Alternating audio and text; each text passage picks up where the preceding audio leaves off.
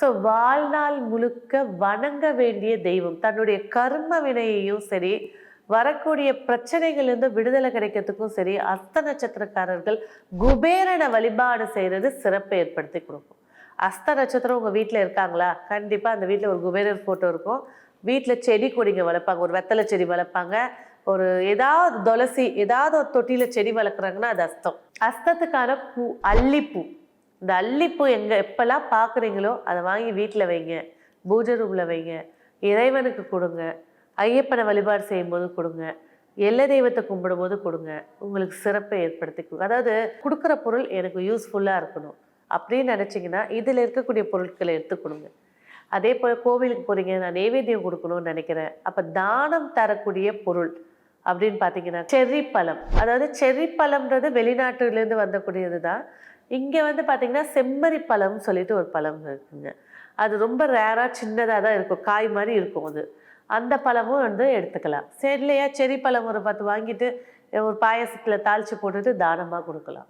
So உங்களுக்கு யூஸ்ஃபுல்லாக இருக்கக்கூடிய பொருட்களை கொடுக்கும்போது சக்ஸஸ் நிறையா இருக்கும். அதே போல் பூ வந்து அல்லிப்பூன்னு சொல்லியாச்சு. வாழ்க்கையில் சுத்தமாக ஆகவே ஆகாத நட்சத்திரம் அப்படின்னு பார்த்தீங்கன்னாக்கா சதய நட்சத்திரமும் பரணி நட்சத்திரமும் அஸ்த நட்சத்திரத்துக்கு செட்டே ஆகாத நட்சத்திரம். ஸோ இந்த குறிப்புகளை ஞாபகம் வச்சுக்கோங்க. இன்றைக்கி சதய நட்சத்திரமா, அப்போ கொஞ்சம் யோசிச்சிருங்க, வெளியில் போகிறத தவிர்த்துருங்க.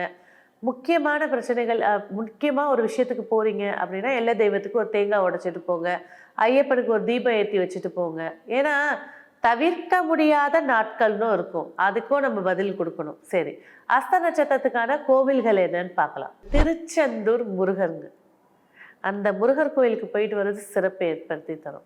அதாவது அஸ்த நட்சத்திரத்தோட விருட்சம் என்னன்னா ஆத்தி மரம், அத்தின்னு சொல்லுவாங்க.